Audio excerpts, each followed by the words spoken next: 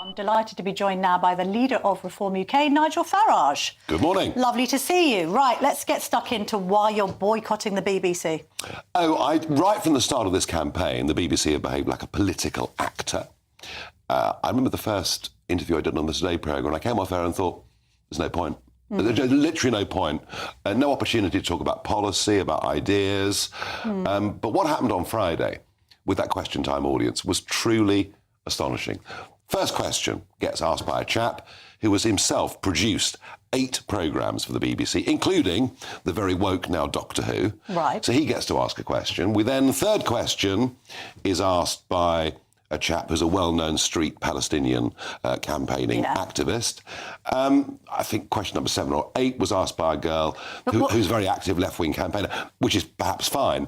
Point I'm making is a question time audience is supposed to be representative of the country as we go into the final week of a general election. It was miles from that. And I did ask the BBC for an apology. Having said that, does that necessarily disadvantage you? Because you know what you believe. You're a robust communicator. You get taken on by people that don't agree with you. Then it's you can position yourself very strongly. Look, I'm all for a free and fair debate. Goodness gracious me! But I've now done a series of big BBC programmes over the last few weeks, and every single audience has been tilted towards either the Green or the Labour Party in the most astonishing way. They refute that. And I will read their statement at the end, but fair enough. Let's talk about this Channel 4 documentary then. So you're saying that this guy, Mr. Parker, Andrew Parker, who turned up as an activist on the day, he's an actor, but at the same time, what I can't pin down is, are you suggesting that this is Channel 4, like placing him in there as a stooge? Because they're denying that. And Channel 4 will stay as far away from it as possible. Of course, Channel 4 use production companies. Yeah. That gives Channel 4 deniability. Look, let's just get the facts. This chap bowls up, all right? Big, larger than life, a really big, strong, almost slightly comedic comic accent. And that's how he is. He hangs around the office. He hangs around with 2 people who I didn't understand at the time were working for Channel 4. They were together. He then says, I've got a big car. Canvassing team come with me. A couple of our activists get in the back with Channel 4 in the front. And from the minute he got in the car, apparently, he was saying all sorts of things about people of different colours and sexualities and trying to G up the reform activist who didn't play. Then they get to the canvassing spot and he comes out with this stream of invective against Rishi Sunak. He says that all the mosques should be turned into Wetherspoons. And I looked at this and thought, it doesn't quite ring true. When this was said, like, on the campaign trail, did anyone from your team flag this and say, look, we've got someone dodgy amongst us? When they came back, one of the ladies that was with him, when she came back, said, look, I'm really alarmed at some of the behaviour that I've just seen. Anyway, what did you then say? Because presumably I didn't find out till the next morning. Right, OK. Because I wasn't there. Because somebody in the team should have then said to that activist, to Andrew Parker, sorry, we don't want your type around here. He'd gone. Right. The next morning I found out he was an actor, right? Go to his website. He speaks, he's very posh. Yes. Not quite Jacob Rees-Mogg, but he's very, very posh. And yet he has this alter ego where he does what he calls rough speaking. Yeah. He even posts on TikTok. He's a modern-day Alf Garnett type. I mean, the stuff on TikTok is... The language is horrendous. If you were a genuine reform canvasser, why would you turn up in the office using your alter ego voice and not your real voice? But that doesn't necessarily prove that he's been sort of placed or engineered into that by Channel 4, does it? Well, he's worked for Channel 4 in the past. Yeah. He's done acting roles in the past. But you don't have concrete proof that Channel 4 have said to this guy, right, you go in, you go and start casting aspersions around and using racist language and see if Nigel agrees with you. He seemed to know the Channel 4 infiltrators very well. And by sheer coincidence, on a day when there were 100 canvassers, they were all together in the same car. The morning after this all came out, he was rung by us on the Telegraph. He denied that he was an actor. He lied then. I've seen lots of this in the past.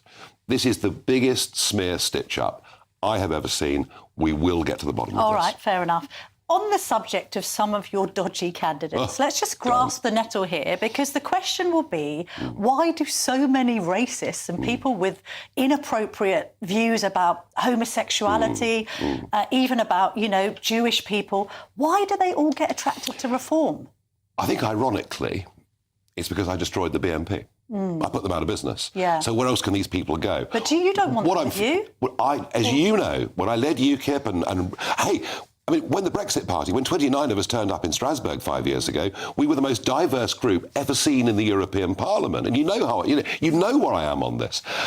I've been leader of this for a month, OK? I inherited a start-up party that had almost no money and almost no staff, and said, volunteer, we want candidates. So we have finished up with some people who were rotten. I tried to fix it by getting a well-known, prominent, ex-number 10 man who had a vetting company. We gave him 144 grand. He didn't do the job. So we have finished up with some people who are truly dreadful. I apologise for that, but it's not reflective of me and it's not reflective of the party, and it certainly isn't reflective of where we're going after next Thursday. Okay. Well, let's talk about that, because you're talking about in terms of like the next term and 2029. Yeah.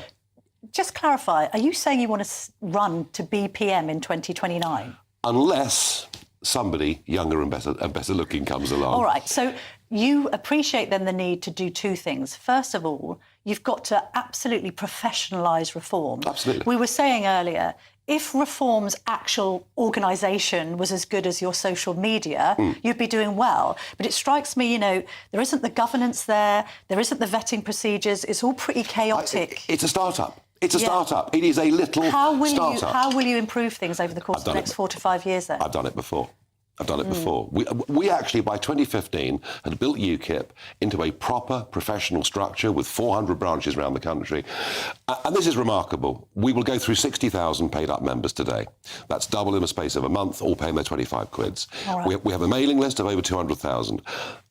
I am going to build a mass movement in British politics for real change, because you know something? Labour don't represent that. All right, so mass movement, if you really do want to be PM in 2029, then you and I both know that your vote share needs to start with a 3, not a 1 or a 2. And so here's the question for you in Reform.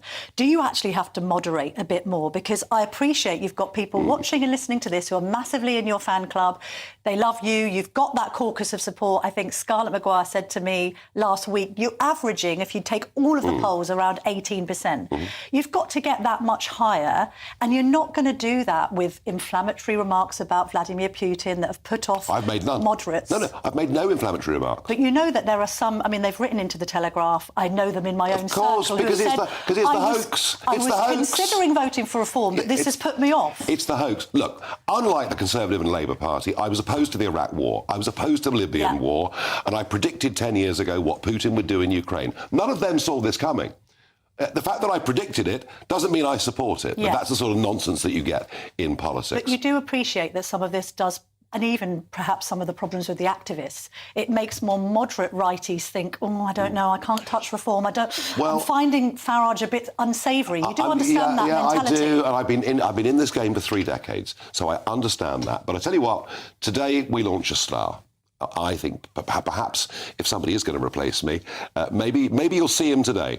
We've got 5,000 people coming to Birmingham at midday today, and Zia Yusuf, who is a self-made, highly successful businessman. Yes, I've interviewed. Patriotic, he's going to be the big star of today. Having said that, some of your other stars have been a bit conspicuous by their absence. Where's Lee Anderson been on the campaign trail? His wife has been very seriously ill. I didn't know in the last couple of days. People have been asking me, where is Lee? So I wanted Lee to come today, but his wife has been very ill. Fair enough. Thank you for clarifying that point. When I said about that whole moderating your views then, so you think that you can grow this from a fairly sort of right-wing platform? I'm not going to call it far right and hard right.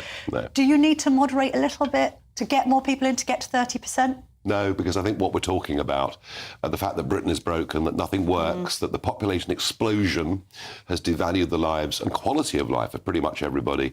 I think people are joining up the dots out there now, and they're beginning to understand it. So when you say about this campaign, I get the whole putting yourself as the opposition, but proportional representation. Are you going to make that a campaign like Brexit? Next Sunday, you'll be sitting here, and there'll be a massive national debate about the fact that the Labour Party got 37% and 450 seats, and that Reform got, 6 million votes and 15 seats.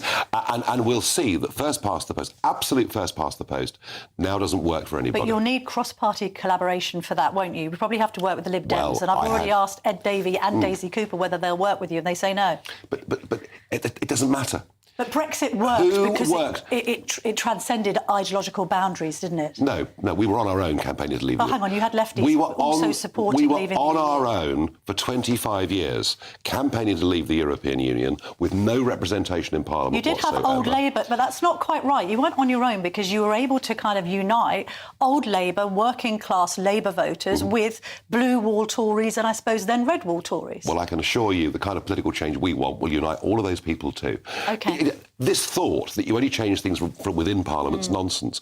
Brexit happened because of a grassroots upwelling in this country. Are you worried about votes for 16 or 17-year-olds, or does your TikTok following suggest you might benefit from that? Oddly, my support amongst youngsters has just gone through the roof in these last few weeks. No, I don't think you should be able to vote in an election that you can't be a candidate in. And I don't think 16-year-olds should be in Parliament. Even if the 16 and 17-year-olds might be persuaded by reform, because we've seen what right-wing parties have done in the European Parliament, right? But there is something called principle as well. Yeah, OK. You know? All right. George Galloway has suggested that you two should have, as the great disruptors of British politics, that you should have a one-on-one debate between now and Thursday. Leader of the Workers' Party, obviously got quite a controversial past. What do you think of that? Would you go head-to-head with Galloway?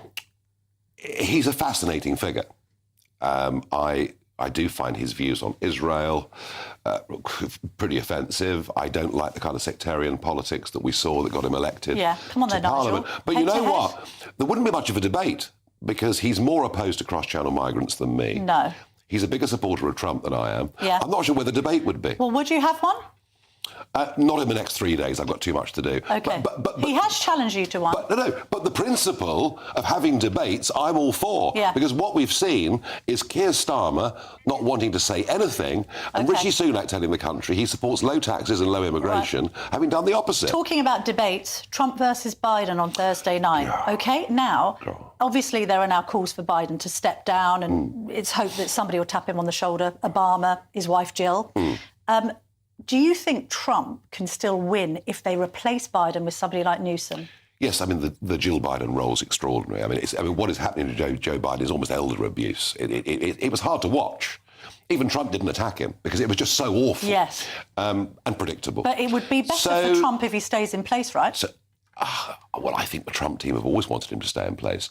Gavin Newsom is, of course, much younger, quite photogenic, but comes with a hell of a millstone around his neck, and that's the state that California's in. He's been the governor, worst education system in the whole of America. Yeah. So I still think Trump wins. All right. Nigel Farage, thank you very much indeed for joining me this morning. I need to just give you the BBC and Channel 4 statement against what Nigel Farage is saying. They've pushed back against his claims, the BBC, and a spokesman said, "We refute these claims. Question Time audience was made up of broadly similar levels of representation from Reform UK and the Green Party, with other parties represented too. There were also a number of people with a range of political views who are still making up their mind."